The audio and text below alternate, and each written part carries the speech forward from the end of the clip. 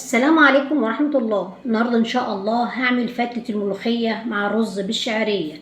عندي أنا الملوخية عاملاها بالمخرطة أو عاملاها في الخلاط أيا كان.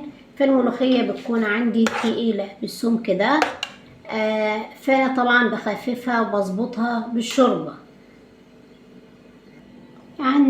عندي فرخة ومسلوقة، وفيها الحاجات اللي هي اللي انا غسلها ومنضفاها، وما فيهاش ريحه الزفاره نهائي. وبحط طبعا خضره وبصل وجزر، الحاجات اللي تخلي الشوربه طعمها كويس، ولوري ومستكه.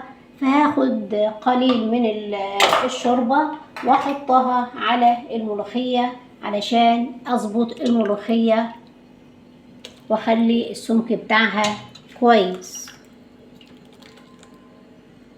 السمك بتاع الملوخية بقى كويس وجميل، بعلق عليها تاخد لها غلوة لانها متتغلاش كتير الملوخية.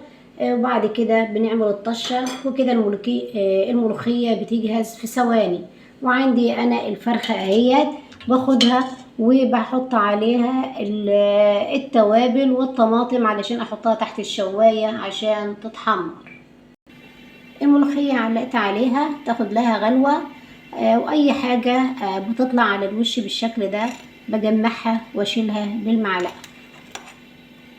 الملوخية بدأت تغلي بالشكل ده، يا دوبك غلوة واحدة وبطفي عليها، واي ريم تاني يطلع بالشكل ده بشيله. الملوخية ما شاء الله بقت جاهزة والسمك بتاعها كويس واللون اخضر وجميل. هنبدأ في عمل الطش. لعمل الطشة طاسة على النار، معلقة سمن بلدي او اي سمن، بس بصراحة الملوخية بالسمن البلدي بتكون جميلة جدا، وقليل من الزيت. بعد كده هنبدأ نحط الثوم لما يسخن، تسخن المادة الدهنية. احط الثوم ياخد تشويحتين لما اللون بتاعه يبقى اللون ذهبي. بعد كده نحط البهارات.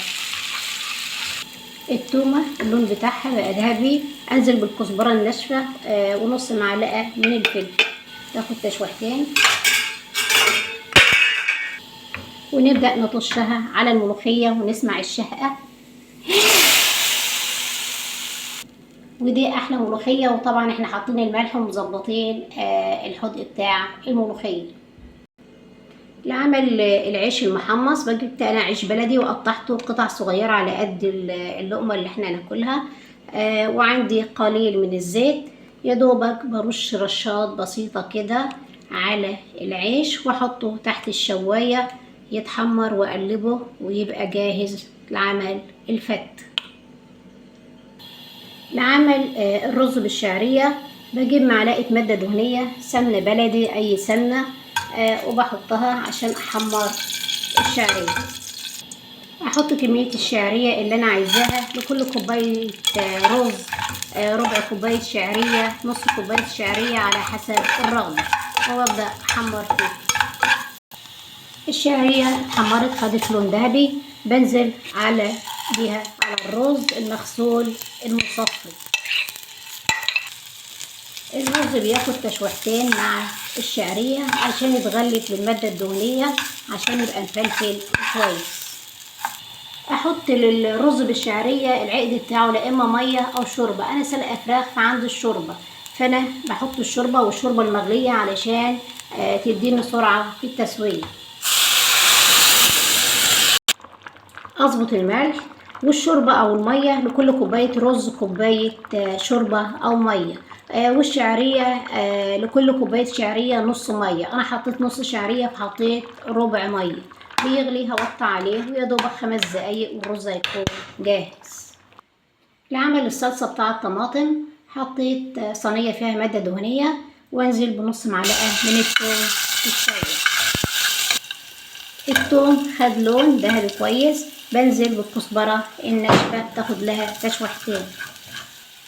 انزل بالطشة معلقتين من الخل. بعد كده عصير الطماطم المصفي منزوع من القشر. اظبط الملح وقليل من الفلفل، تاخد لها غلوتين وهتكون الصلصة جاهزة. هنكون دلوقتي طبق الفتة بالملوخية مع الرز بالشعرية. عندي العيش المحمص، باخد الرز بالشعرية واحط قليل عليه. وقبل طبعا قبل ما احط الرز بالشعرية، باخد كبشة من الصلصة واحطها علشان العيش محمص يلين. كبشة من الصلصة وقليل من الشوربة، قليل. بعد كده بحط الطبقة بتاعة الرز وافردها في الطبق. بعد كده اخد الملوخية الخضراء الجميلة ام الطشة واخدها واحط على الوش على الرز بالشكل ده. وده طبق الفتة طبعا، وعليه الفراخ، وبتقدم معاه طبعا طبق ملوخية وشوربة والصلصة علشان اللي يجي ياكل ياخد من اي شيء يحطه ويزود ويتناول الوجبة. والوجبة جميلة جدا. والسلام عليكم ورحمة الله وبركاته.